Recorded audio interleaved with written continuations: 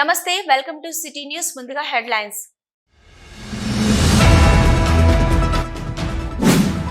రామగుండం నగరాన్ని ఉత్తర తెలంగాణలోని ఇతర పెద్ద నగరాలకు ధీటుగా అభివృద్ధి చేస్తాం రామగుండం ఎమ్మెల్యే ఎంఎస్ రాజ్ ఠాకూర్ వెల్లడి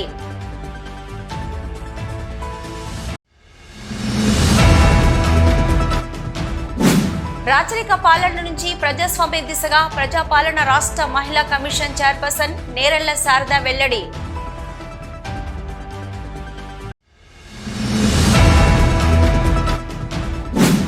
తెలంగాణ సమాజంపై విషం కక్కే ఆలోచనతో ముఖ్యమంత్రి రేవంత్ రెడ్డి దుర్మార్గపు పాలన సాగిస్తున్నారు సచివాలయం ఆవరణలో తెలంగాణ తల్లి విగ్రహం ఏర్పాటు కోసం కేటాయించిన స్థలంలో రాజీవ్ గాంధీ విగ్రహం ఏర్పాటు చేయడం అహంకార పూరిత పాలనకు నిదర్శనం మాజీ మంత్రి కొప్పుల ఈశ్వర్ ఫైర్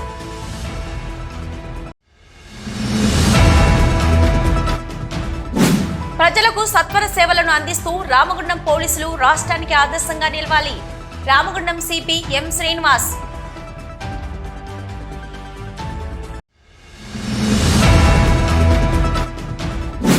తెలంగాణ వ్యతిరేకి సీఎం రేవంత్ రెడ్డి తెలంగాణ ప్రజల మనోభావాలను దెబ్బతీస్తే ఊరుకోం రామగుండం మాజీ ఎమ్మెల్యే కోరుగంటి చందర్ హెచ్చరిక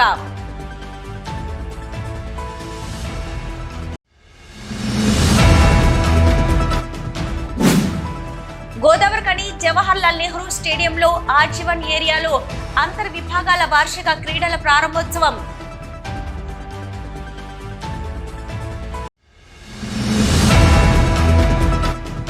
కార్మికుల తిరస్కరణకు గురైన హెచ్ఎంఎస్ నాయకులు మతి భ్రమించిన మాటలు మాట్లాడుతూ ఏఐటియుసికి ఇచ్చిన గుర్తింపు పత్రం చెల్లదనడం అవివేకం ఏఐటియుసి ఉప ప్రధాన కార్యదర్శి వైవి రావు కేంద్ర కార్యదర్శి కవంపల్లి స్వామి ఆరోపణ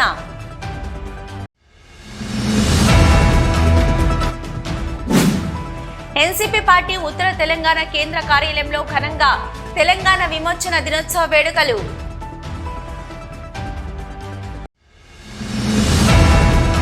రామగుండం నగరాన్ని ఉత్తర తెలంగాణలోని ఇతర పెద్ద నగరాలకు ధీటుగా అభివృద్ధి చేస్తామని రామగుండం ఎమ్మెల్యే మక్కన్ సింగ్ రాజ్ ఠాకూర్ అన్నారు.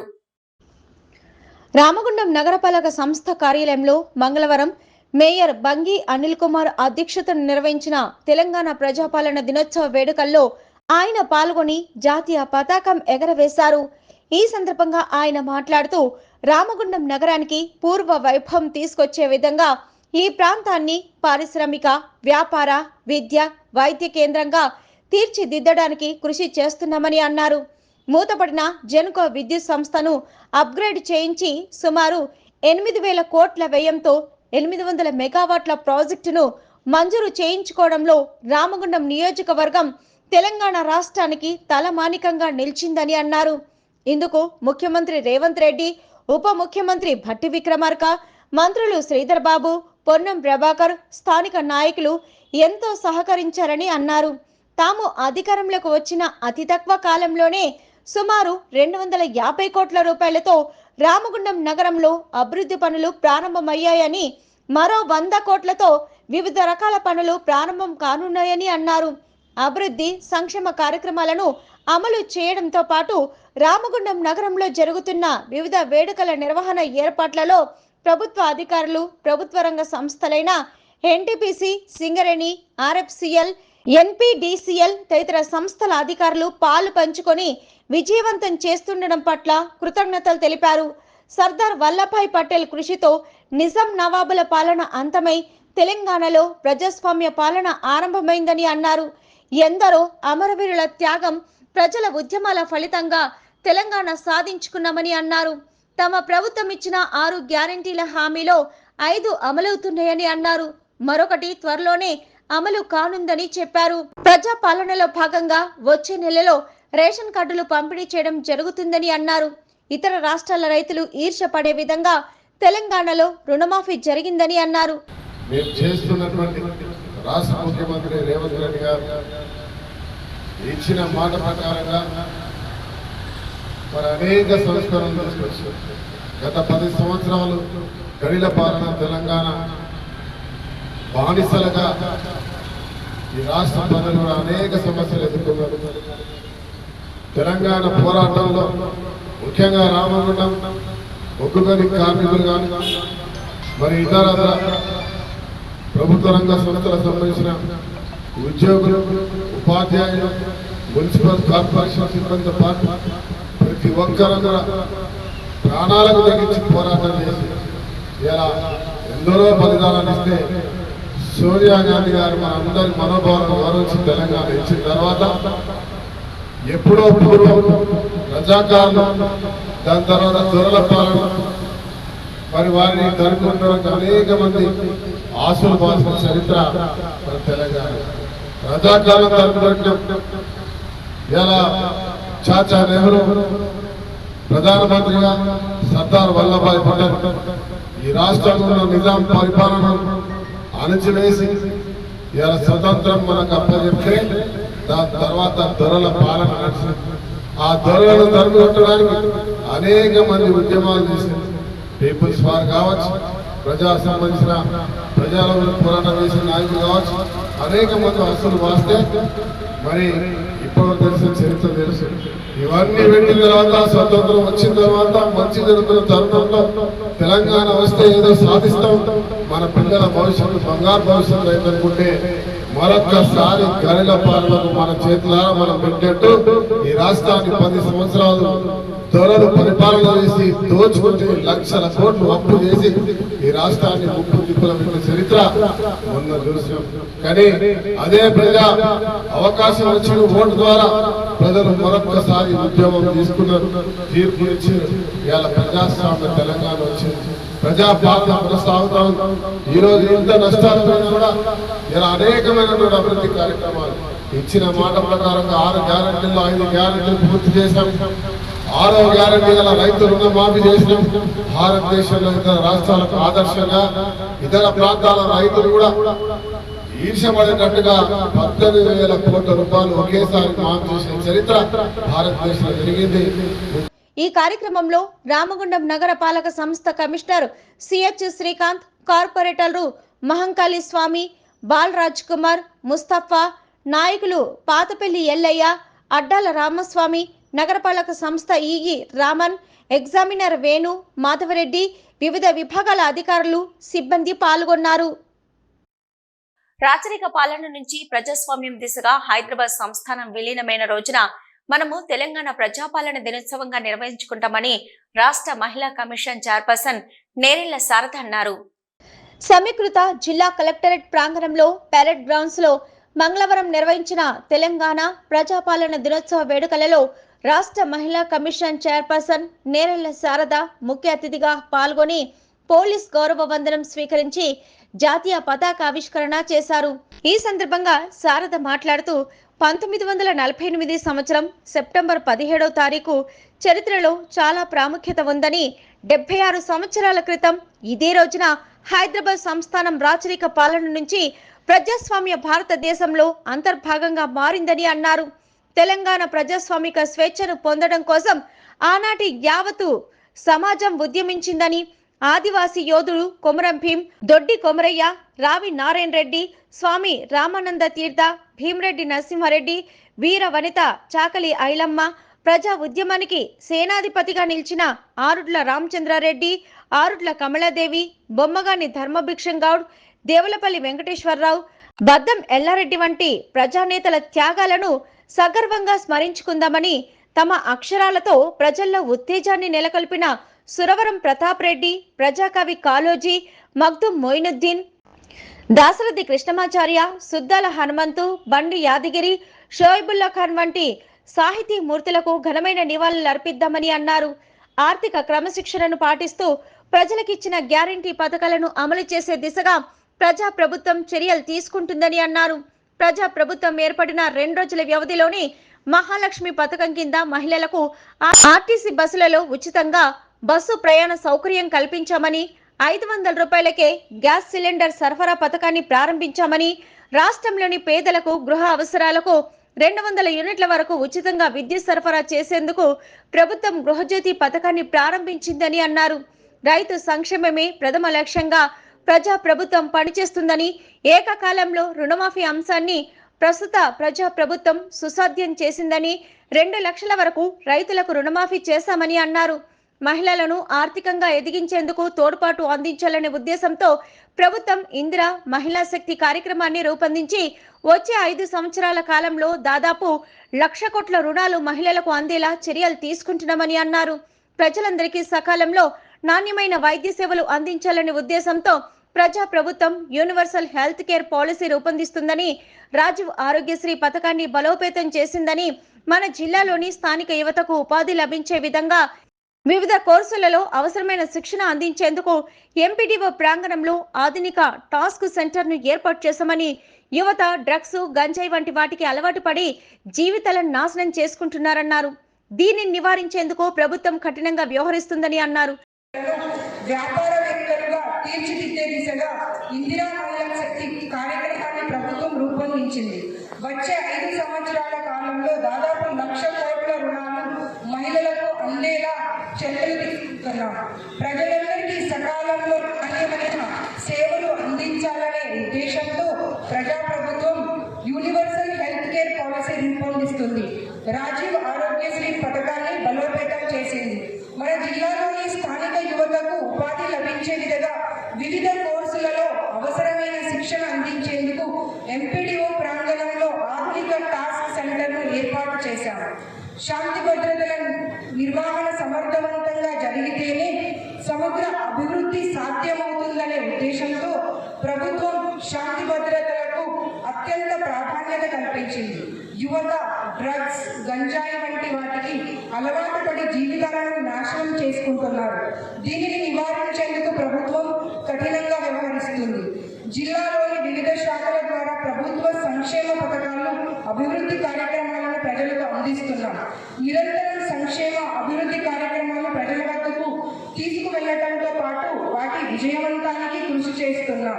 అనంతరం ముఖ్య అతిథి రాష్ట్ర మహిళా కమిషన్ చైర్పర్సన్, మహిళా శిశు సంక్షేమ శాఖ, వివిధ శాఖల ఆధ్వర్యంలో ఏర్పాటు చేసిన స్టాళ్లను పరిశీలించారు.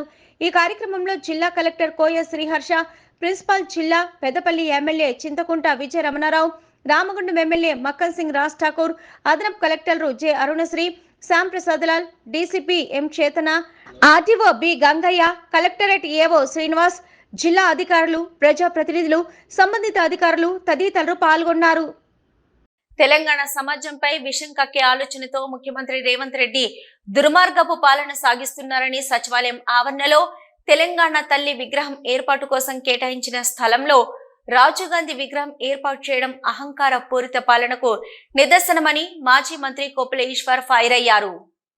గోదావరిఖని బీఆర్ఎస్ పార్టీ కార్యాలయంలో మంగళవారం ఏర్పాటు చేసిన విలేకరుల సమావేశంలో మాజీ మంత్రి కొప్పుల ఈశ్వర్ మాట్లాడుతూ, అబద్ధపు మాటలతో ప్రజలను మోసగించి గద్దెనెక్కిన రేవంత్ ప్రభుత్వం పొద్దున్న లేచినప్పటి నుంచి ప్రజల వ్యతిరేక పాలనపై దృష్టి సారిస్తూ ప్రశ్నించిన ప్రతిపక్షాలను బండబూతులు తిట్టడమే పనిగా రేవంత్ రెడ్డి పాలన ఉందని విమర్శించారు. రేవంత్ రెడ్డి పాలనలో విద్య, వైద్య రంగం కుంటుపడిందని, నిరుద్యోగులకు ఉద్యోగాలు రాక నానా తిప్పలు పడుతున్నారని ఆరోపించారు. కేసీఆర్ పై పగతో కాళేశ్వరం ప్రాజెక్టును దెబ్బతీసే ప్రయత్నాలు చేశారని అన్నారు. రాజీవ్ గాంధీ విగ్రహం పెట్టడాన్ని తాము వ్యతిరేకించడం లేదని, తెలంగాణ తల్లి విగ్రహానికి కేటాయించిన సచివాలయం ఆవరణలోని స్థలంలో రాజీవ్ గాంధీ విగ్రహాన్ని పెట్టడాన్ని మాత్రమే వ్యతిరేకిస్తున్నామని వెల్లడించారు.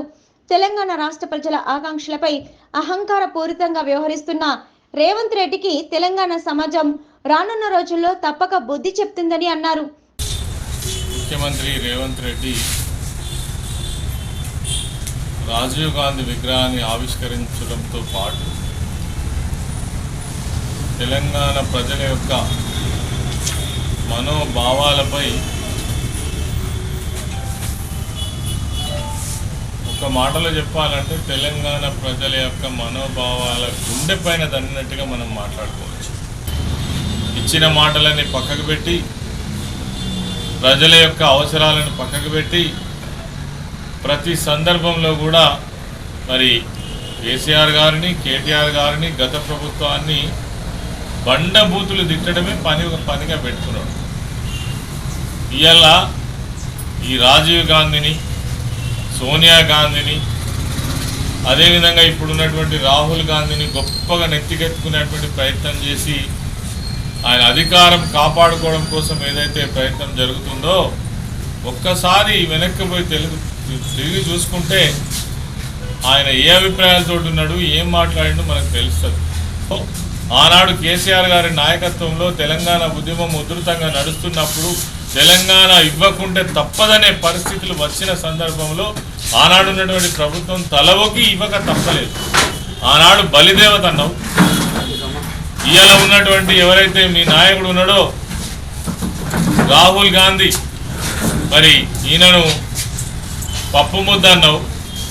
నీ నోటితోటి నువ్వే అన్నావు. ఆనాడు వద్ద వ్యతిరేకంగా కాంగ్రెస్కు మాట్లాడినటువంటి వ్యక్తి మరి ఎక్కడికి వెళ్ళి పుట్టుకొచ్చింది ప్రేమ? ఏడికోళ్ళు వచ్చింది ఇంత ఇంట్రెస్ట్? నిజంగానే మేము రాజీవ్ గాంధీ విగ్రహానికి పెట్టడానికి బీఆర్ఎస్ పార్టీ కానీ వ్యతిరేకం కాదు. రాజీవ్ గాంధీ విగ్రహం పెట్టడానికి ఎవరికి ఇబ్బంది లేదు, ఎవరికి అభ్యంతరం కూడా లేదు. ఉద్యమంలో ఈ తెలంగాణ తల్లి పేరు మీద ఆమెను కొల్చుకుంటూ జరిగినటువంటి ఉద్యమంలో భాగమే కాబట్టి ఆ ఉద్యమంలో పుట్టినటువంటి తెలంగాణ తల్లిని ఈ రాష్ట్ర చరిత్ర ఉన్నంతకాలం, తెలంగాణ రాష్ట్ర చరిత్ర ఉన్నంతకాలం తెలంగాణ తల్లి విగ్రహం ఇగో ఈ సెంటర్లో ఉండాలి సచివాలయానికి ఎదురుగా అని అక్కడ ఉన్నటువంటి చిన్న చితగా అన్నీ కూడా ఆ స్ట్రక్చర్స్ తీసేసి రోడ్డు వెడల్పు చేసి బ్రహ్మాండమైన సర్కిల్ ఏర్పాటు చేసి దానికి గతంలో ఎన్నికలకు ముందు మరి అసెంబ్లీలో తీర్మానం చేసి ఇక్కడ తెలంగాణ తల్లి విగ్రహాన్ని పెడతామని తీర్మానం చేసి ఆ ప్లేస్ని అంతా కూడా మరి సిద్ధం చేసిన తర్వాత ఇక్కడ తీసుకొచ్చి రాజీవ్ గాంధీ విగ్రహాన్ని పెట్టడాన్ని మాత్రమే మేము వ్యతిరేకిస్తున్నాం.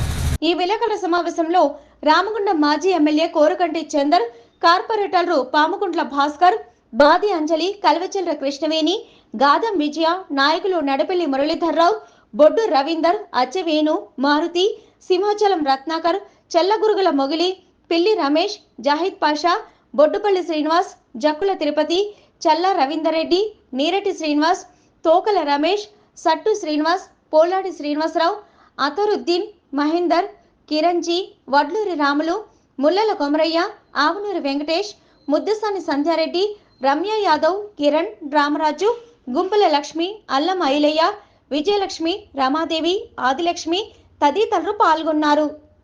ప్రజాపాలన దినోత్సవం పురస్కరించుకుని రామగుండం పోలీస్ కమిషనరేట్ ఆవరణలో మంగళవారం పోలీస్ కమిషనర్ శ్రీనివాస్ త్రివర్ణ పతాకాన్ని ఎగరవేశారు. ఈ మేరకు రామగుండం కమిషనరేట్ కు వచ్చిన సిపి వివిధ పోలీస్ బలగాలతో గౌరవ వందనం స్వీకరించారు. అనంతరం సిపి పోలీస్ ఉన్నతాధికారులతో కలిసి జెండాను ఎగరవేశారు. ఈ సందర్భంగా పోలీస్ కమిషనర్ శ్రీనివాస్ మాట్లాడుతూ ప్రజాపాలన కార్యక్రమాన్ని రాష్ట్ర వ్యాప్తంగా అధికారికంగా ప్రభుత్వ కార్యాలయాలలో నిర్వహిస్తున్నామని అన్నారు. ప్రస్తుతం ప్రజలు స్వేచ్ఛ స్వాతంత్రాలతో జీవిస్తున్నారని పేర్కొన్నారు. ప్రతి ఒక్కరూ వారి వారి విధులను చట్టబద్ధంగా నిర్వహించాలన్నారు. రాష్ట్ర అభివృద్ధికి ప్రతి ఒక్కరూ పాటుపడాలని సూచించారు. మన ప్రాంత సంస్కృతి సాంప్రదాయాలను కాపాడాలని సూచించారు.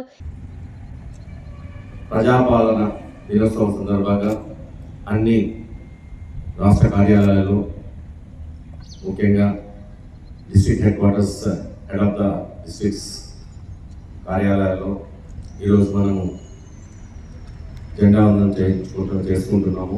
దాంట్లో భాగంగానే ఈరోజు ఇప్పుడు మీ అందరి ముందు రాష్ట్రీయ సెల్యూట్ చేయడం జరిగింది. కొత్త ప్రభుత్వం వచ్చినప్పటి నుంచి ఇది ప్రజల కోసం చేస్తున్న పాలన. ఇది మన కాన్స్టిట్యూషన్లో it's by the people, for the people, to the people అని ఉంది కదా. ఆ యొక్క స్ఫూర్తిని ముందుగా తీసుకొని వస్తూ ప్రజాపాలనలో భాగంగా ప్రతి ఒక్కరూ తమ యొక్క విధులను ఖచ్చితంగా చట్టబద్ధంగా నిర్వహించాలనే ఉద్దేశంతో ఒక అవగాహన కలిగించడానికి ఈ కార్యక్రమం ఏర్పాటు చేశారు. దీంట్లో భాగంగా అందరూ సమానంగా పార్టిసిపేట్ అయ్యి, ఇది ప్రభుత్వం ఉన్నది ప్రజల కోసమే, ప్రజల అవసరాల కోసం, ప్రజల యొక్క బాగోగుల కోసం, అలాగే మొత్తం రాష్ట్రం యొక్క అభివృద్ధి కోసం పాటుపడాల్సిన అవసరం ఉంది. దీంట్లో భాగంగానే ప్రతి ఒక్కరూ తమ వంతుగా పార్టిసిపేట్ అయ్యి తమ వంతు యొక్క విధులు నిర్వహిస్తూ ఈ రాష్ట్ర అభివృద్ధికి పాటుపడాలని, అందరూ సంక్షేమంతో క్షేమంగా ఉండాలని కోరుతూ ఈ కార్యక్రమంలో additional DCP admin C Raju, special branch ACP Raghavendra Rao, AR ACP Surendra, RI Damodar, RSI Sravani, Venkat, CPO సిబ్బంది, వివిధ వింగ్స్ సిబ్బంది, ఏఆర్ సిబ్బంది పాల్గొన్నారు. సిటీ న్యూస్ లో ఇప్పుడు ఒక షార్ట్ బ్రేక్. మొట్టమొదటిసారిగా గోదావరికని పట్టణంలో శ్రీ రుద్ర సత్యం బాబు పిల్లల హాస్పిటల్లో అడ్మిట్ అయి హెల్త్ కార్డు కలిగిన చిన్నారులకు క్యాష్లెస్ ట్రీట్మెంట్ చేయబడును. మా వద్ద star, Ericson, FHPL, MD India, SBI, general health card, universal Sompo, Niva, Medi Assist, Chola MS, Heritage, good health తదితర హెల్త్ కార్డ్స్ పై క్యాష్లెస్ వైద్యం అందించబడును. పసిపిల్లల ఆరోగ్యం పట్ల ప్రత్యేక శ్రద్ధ కలిగిన డాక్టర్, చిన్నపిల్లల మనస్తత్వం గ్రహించి వైద్యం అందిస్తున్న పేరుగాంచిన డాక్టర్ గా గోదావరికని పట్టణంలో 12 సంవత్సరాలుగా వైద్య సేవలు అందిస్తున్న నెంబర్ 1 పిల్లల వైద్య నిపుణులు డాక్టర్ సత్యం బాబు ఇప్పుడు అత్యాధునిక పరికరాలతో సౌకర్యవంతమైన సిట్టింగ్ హాల్ తో కూడిన విశాలమైన సొంత భవనంలో వైద్య సేవలు అందిస్తున్నారు. విశాల భవనంలో NICU, PICU, incubator, phototherapy, nebuliser, warmer, సిరంజీ pumps, lab, pharmacy, AC, non AC రూమ్లు, జనరల్ వార్డ్స్, విజిటింగ్ హాల్ సౌకర్యం కలదు. డాక్టర్ సత్యం బాబు MBBS, DCH పాల్స్, పిల్లల మరియు నవజాత శిశువు వైద్య నిపుణులు, 24 గంటల వైద్య సదుపాయం కలదు. శ్రీ రుద్ర సత్యం బాబు పిల్లల మరియు డెంటల్ హాస్పిటల్, సూర్య హాస్పిటల్ ప్రక్క గల్లీలో, ఓల్డ్ మున్సిపల్ ఆఫీస్ రోడ్, మసీదు ప్రక్కన, లక్ష్మీనగర్, గోదావరికని. 7600044330 8142789678. తెలంగాణ ద్రోహి ముఖ్యమంత్రి రేవంత్ రెడ్డి అని తెలంగాణ ప్రజల మనోభావాలను దెబ్బతీస్తే చూస్తూ ఊరుకోబోమని రాష్ట్ర రాజధానిలో సచివాలయం ఎదుట తెలంగాణ తల్లి విగ్రహం ఏర్పాటు చేయవలసి ఉండగా రాజీవ్ గాంధీ విగ్రహాన్ని ఏర్పాటు చేయడం సరైన విధానం కాదని రామగుండం మాజీ ఎమ్మెల్యే కోరకంటి చందర్ ఆగ్రహం వ్యక్తం చేశారు. డాక్టర్ బాబాసాహెబ్ అంబేద్కర్ సచివాలయం ముందు తెలంగాణ తల్లి విగ్రహం స్థానంలో రాజీవ్ గాంధీ విగ్రహాన్ని ఆవిష్కరించడానికి వ్యతిరేకిస్తూ మాజీ ఎమ్మెల్యే కోరకంటి చందర్ ఆధ్వర్యంలో తెలంగాణ తల్లి విగ్రహానికి పాలాభిషేకం చేశారు. ఈ సందర్భంగా ఆయన మాట్లాడుతూ తెలంగాణ తల్లి విగ్రహం కోసం కేటాయించిన స్థానంలో కేవలం రాజకీయ దురుద్దేశంతో రాజీవ్ గాంధీ విగ్రహాన్ని పెట్టి తెలంగాణ తల్లిని అవమానపరిచిన రేవంత్ రెడ్డి వైఖరిని తెలంగాణ ప్రజలందరూ ఖండిస్తున్నారన్నారు. తెలంగాణ ప్రజల మనోభావాలను దెబ్బతీసిన కాంగ్రెస్ పార్టీకి, రేవంత్ రెడ్డికి తెలంగాణ ప్రజలు బుద్ధి చెప్పాలన్నారు. తెలంగాణ సెంటిమెంట్ తో పెట్టుకున్న వాళ్ళెవరు కూడా రాజకీయాల్లో బతికి బట్టకట్టలేరన్న విషయం రేవంత్ రెడ్డి గుర్తుంచుకోవాలని, కేసీఆర్ ముఖ్యమంత్రి అయిన తర్వాత మళ్ళీ అదే స్థానంలో తెలంగాణ తల్లి విగ్రహాన్ని ఆవిష్కరణ చేస్తామన్నారు. తెలంగాణ ప్రజల మనోభావాలను కాంగ్రెస్ పార్టీ కించపరుస్తుందన్నారు. ఈ ప్రాంతాన్ని పట్టించుకొని తెలంగాణ వ్యతిరేకి కాంగ్రెస్ పార్టీ సీఎం రేవంత్ రెడ్డి రాజీవ్ గాంధీ విగ్రహాన్ని సచివాలయం ఎదుట ఆవిష్కరించడం సిగ్గుచేటన్నారు. తెలంగాణ ప్రాంతానికి ఎలాంటి సంబంధం లేని వ్యక్తులను ఏర్పాటు చేయడం ఇక్కడి ప్రజలు వ్యతిరేకిస్తున్నారని అన్నారు. తెలంగాణ ప్రభుత్వ హయాంలో సచివాలయం నిర్మాణంతో పాటు భారీ బాబాసాహెబ్ అంబేద్కర్ విగ్రహం ఏర్పాటు చేశామన్నారు. తెలంగాణ ప్రజల మనోభావాలు దెబ్బతీస్తే ఊరుకునేది లేదన్నారు. ఇప్పటికైనా తెలంగాణ ప్రజలు చైతన్యం కావాలన్నారు. తెలంగాణ రాజధాని హైదరాబాద్ నగరాన్ని భారతదేశానికి ఆదర్శ నగరంగా తీర్చిదిద్దిన ఘనత కేసీఆర్ తన్నారు. కేసీఆర్ హుస్సేన్ సాగర్ పై తెలంగాణ అమరవీరుల స్థూపం చిన్న రాష్ట్రాలతోని అభివృద్ధి సాధ్యమని చెప్పినటువంటి డాక్టర్ బాబాసాహెబ్ విగ్రహాన్ని పెద్ద ఎత్తున ఏర్పాటు చేశారన్నారు. ఈ సందర్భంగా భవిష్యత్తులో తెలంగాణ రాష్ట్రాన్ని అన్ని విధాలుగా అభివృద్ధి చేసిన మాజీ సీఎం కేసీఆర్ ను తిరిగి సీఎంగా చేసేందుకు అందరం కంకణబద్దులం అవుదామని బీఆర్ఎస్ పార్టీ శ్రేణులు ప్రతిజ్ఞ బూనారు. వ్యాప్తంగా తెలంగాణ తల్లి విగ్రహాలకు పాలాభిషేకం చేయడం జరుగుతూ ఉన్నది.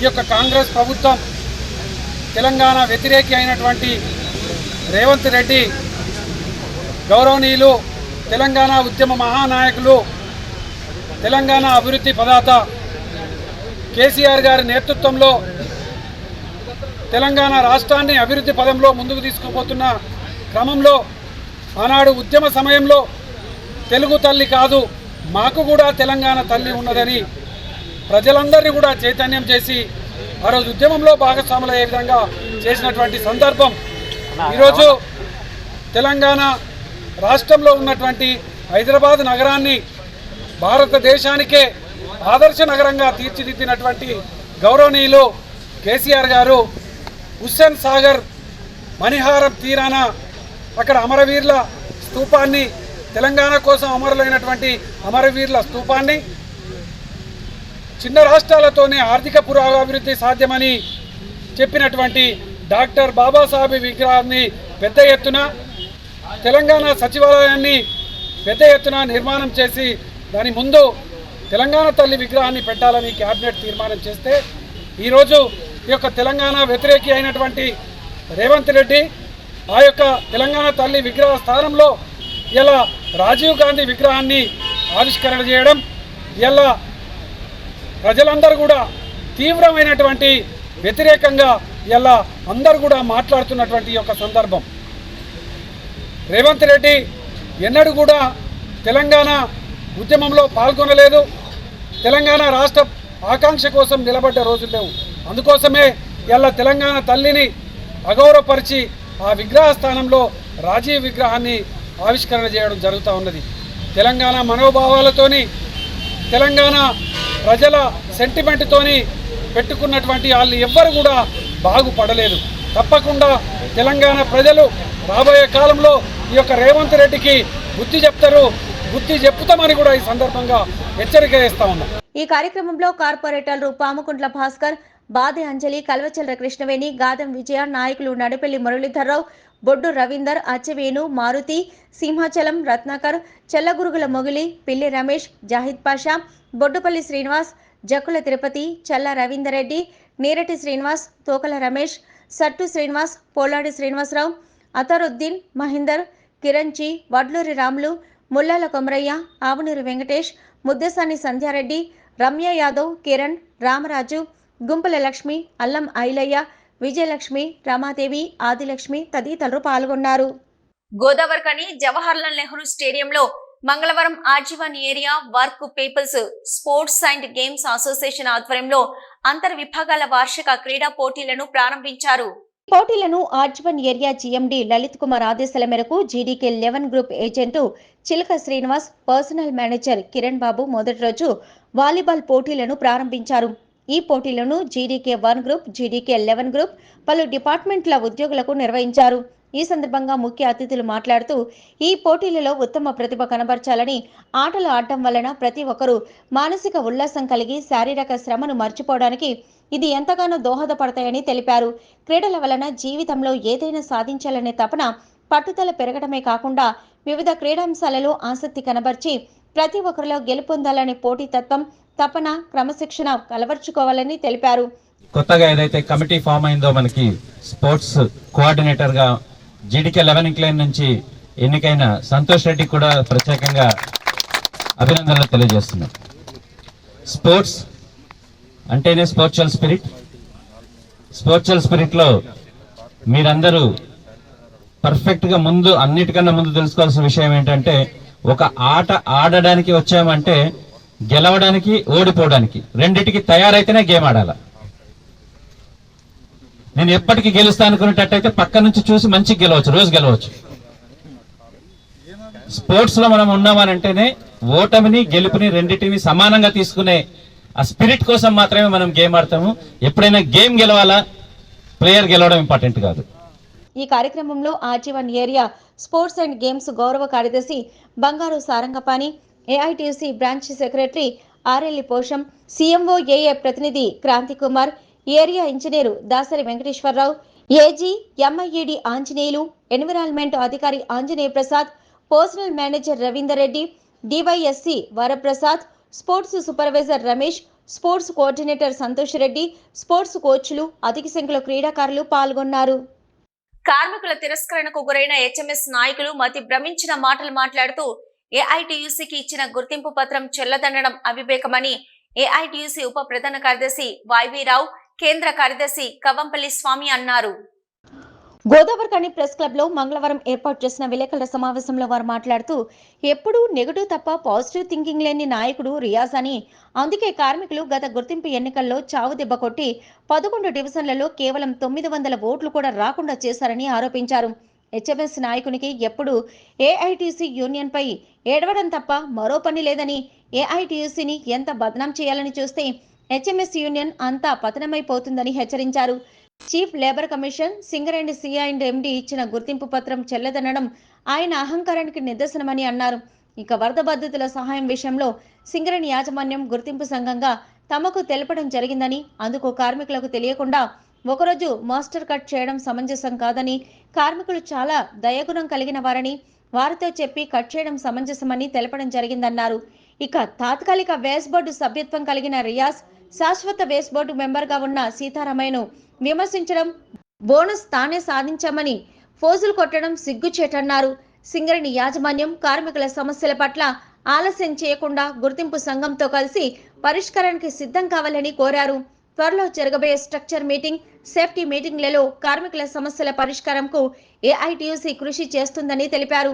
కార్మిక పక్షపాతి ఎవరో, జూటా మాటల గారడీలు చేసేది ఎవరో కార్మిక వర్గంకు తెలుసని చివరిగా రియాజ్కు చురకంటించారు. జాతీయ కార్మిక సంఘానికి నేత అని చెప్పుకునే ఒక ఆయన పని పాట లేకుండా ప్రకటనలు ఇస్తూ ఏఐటీయూసీని విమర్శించడం జరుగుతుంది.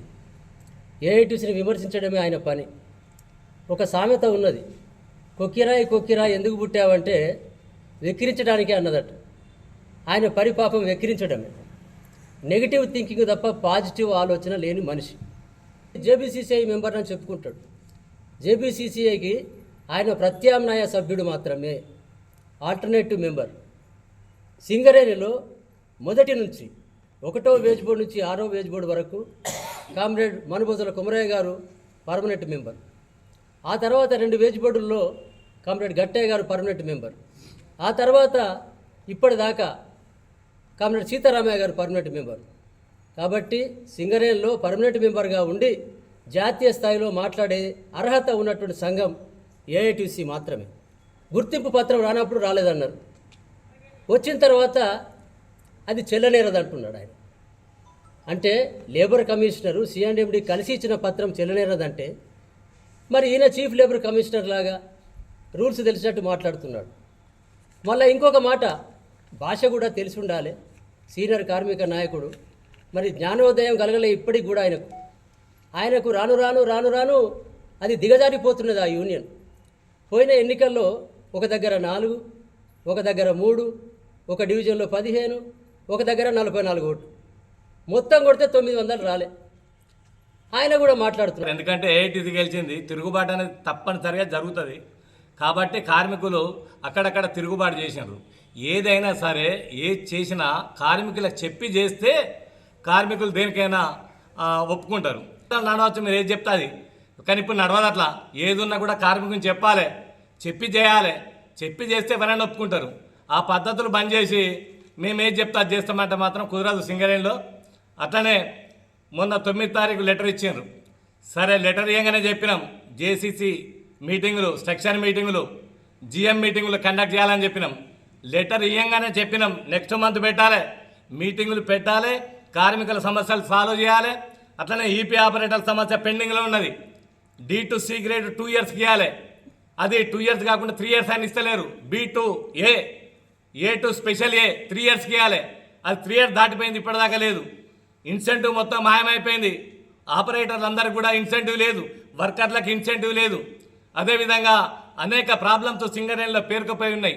అన్ని విషయాలు మాట్లాడతాం రేపు. ఈ విలేకరుల సమావేశంలో ఏఐటీయూసీ ఆర్జీవన్ బ్రాంచ్ కార్యదర్శి ఆర్ఎల్లి పోషం, సహాయ కార్యదర్శి రంగు శ్రీనివాస్, నాయకులు S Venkata Reddy, M Chakrapani, Dontha Sayanna, MA Gous, Jupaka Ramachander, Ejja Rajaiah, Inumula Rajamaguli, Thallapalli Srinivas, AVS Prakash, Padala Kanakaraju, Mateti Shankar, Kalvela Jagan, Thodupunuri Ramesh Kumar, office కార్యదర్శి తదితరులు పాల్గొన్నారు.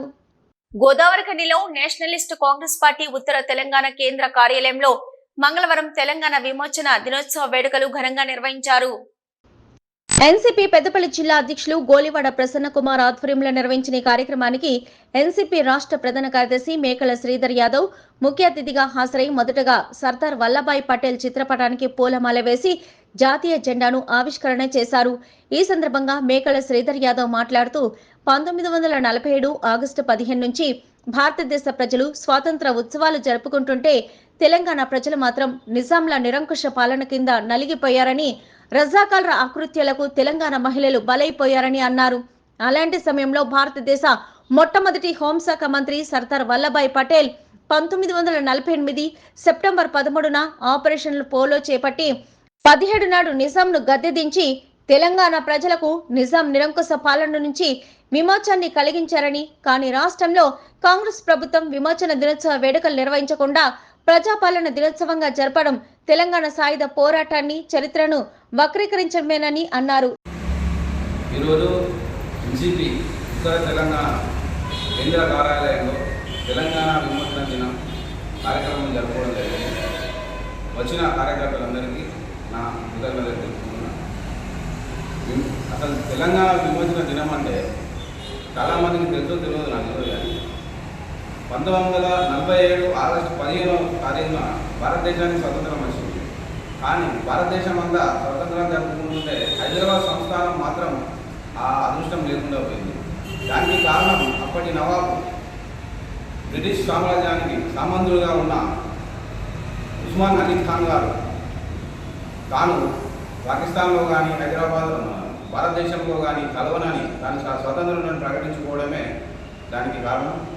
దాని తర్వాత ఈ వీళ్ళను చూసుకొని రజాకారులు చెలరైపోయారు.